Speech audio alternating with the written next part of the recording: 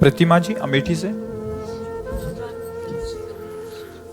मेरे प्यारे गुरुदेव भगवान, आपके चरणों में कोटि कोटि प्रणाम।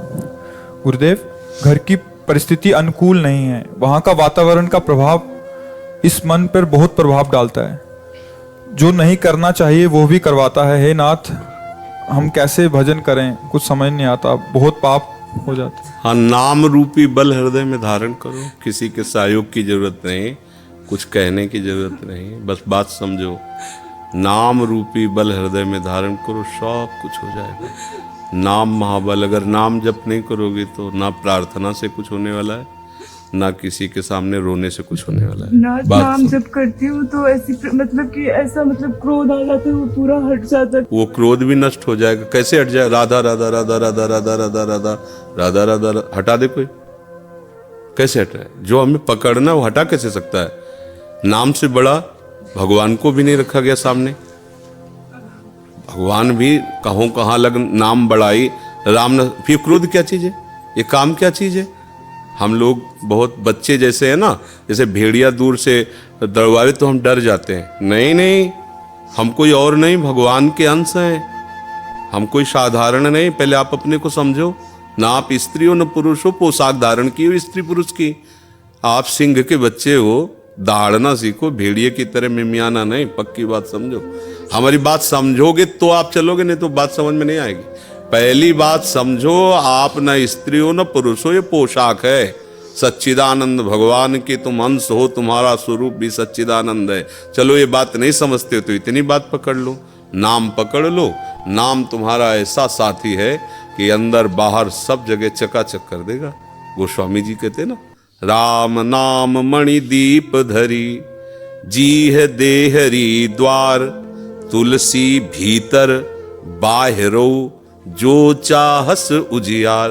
श्री हरिवंश महाप्रभु कहते हैं, इहि परलोक सकल सुख पावत, मेरी शोभैया कृष्ण गुण स। यहां और वहां। अब बात ना मानो तो रोते रहो, फिर क्या कर सकते हैं? आप जप के तो देखो। बोले हमारा मन है ऐसी तैसी मन की, राधा राधा राधा राधा राधा राधा राधा राधा राधा राधा। अब करे मन, हमको छोड़ना नहीं है। नाम जी है जपि जागे जोगी, अहो वत्स पचतो गरीयान या जिभ्याग्रे वर्तते नाम तुभ्यम। जिभ्याग्रे मन से नहीं कहा, यद जिभ्याग्रे वर्तते नाम तुभ्यम, अहो वत्स पचतो गरीयान। वो चांडाल भी श्रेष्ठ है जिसकी जिभ्या के अग्रभाग पर हरि नाम है, कृष्ण नाम है, राधा। आप समझो, हमें रोने की जरूरत नहीं है। प्रेम में रोना अलग बात है, दुखों से रोने की जरूरत नहीं। अब हमें दुखों को रुलाना है कि अरे हमारा तो कोई प्रभाव इस पर पड़ता ही नहीं, वो रोए बैठ के।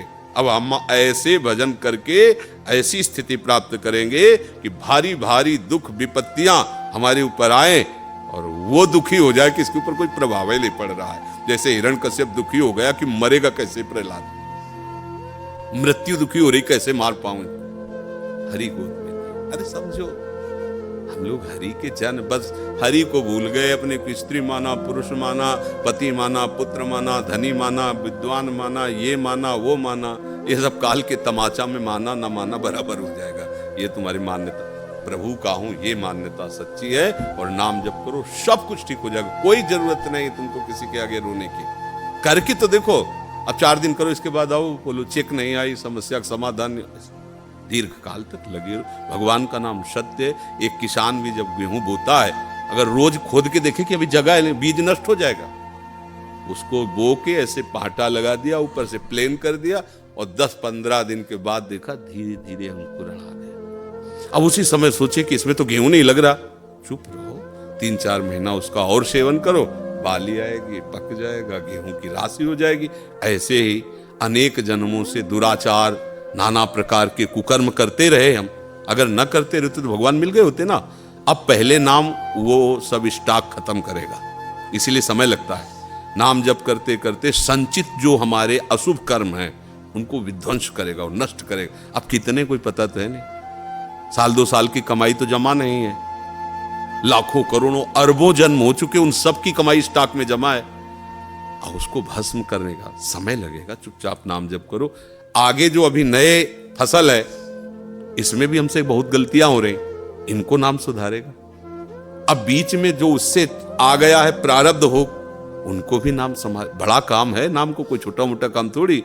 अब सोचो ऐसे ऐसे किया हो जाए, ऐसे नहीं, लगे रहो चुपचाप। और एक दिन ऐसा आएगा कि आप खुद कहोगे कि वो निहाल कर। तभी तो मीरा जी कहते, पायो जी पायो मैंने राम रतन, वस्तु अमूलक दी मेरे सतगुरु। ओहो सतगुरु ने क्या दिया, तब निहाल। यहाँ मंत्र लिए, उपासना लिए, फिर भी जेब में पारसमणि है और 1-1 रुपया मांगते घूम रहे हैं। हमारी दशा क्या है, जेब में पारसमणि है। चाहो तो कुंतलों लोहा को सोना बना दो, पर वो जेबई में केवल है। गुरु ने मंत्र दे दिया, बात बता दी, उपासना बता दी, करना है नहीं, डोलते रहो, कुछ नहीं मिलेगा। और बैठ जाओ उनके नाम मंत्र को लेकर के, तो क्या चाहिए तुम्हें, सृष्टि का मालिक आ जाएगा। और वस्तु की क्या बात है। पर अब ये ऐसा तो नहीं कि दही में हाथ में दूध डालो दही जब, ऐसा नहीं होता। समय का इंतजार करो और खूब भजन करो। रोने धोने की जरूरत नहीं, रो तो प्रभु के लिए रो। ये आंसू रूपी भेंट प्रभु को चढ़ाए। तो दुख सुख और प्रतिकूलता अनुकूलता अपमान निंदा में क्या रोना, थोड़ा बहादुर बनो। ये सब महाराज जी श्री जी तो मिल जाएंगे ना मुझे, इस बात। हम जो कह रहे हैं उसे सुनो। श्री जी मिलना ना मिलना जरूरी बात नहीं है। जरूरी बात है श्री जी का भजन करना। अगर भजन करने में आप जैसे हम कह रहे करोगी ना, तो श्री जी कभी एक क्षण के लिए छोड़ती ही नहीं। अरे आप समझो, जैसे छोटा सा वात्सल्य कण भगवान का एक माँ के अंदर होता है, वो कोई भी कार्य करती है पर नजर अपने बच्चे पे रहती है, उसकी अबोध बच्चे पे रहती है। ऐसे ही अनंत माताओं का वात्सल्य जहां से प्रकट हुआ वो हमारी श्री जी है, और हम उनके चरण आश्रित है। हर समय श्री जी हमें देखती है, पर हमारी योग्यता इसलिए देखने की नहीं हो रही। अभी हम और कुछ देखना चाहते हैं, और कुछ पाना चाहते हैं, और कुछ भोगना चाहते हैं। जिस दिन सारी चाह मिट गई, उसी दिन तुम देख लोगे कि श्री जी तो बहुत पहले से हमारे साथ है। श्री जी तुम्हें बहुत पहले से प्यार कर रहे हैं।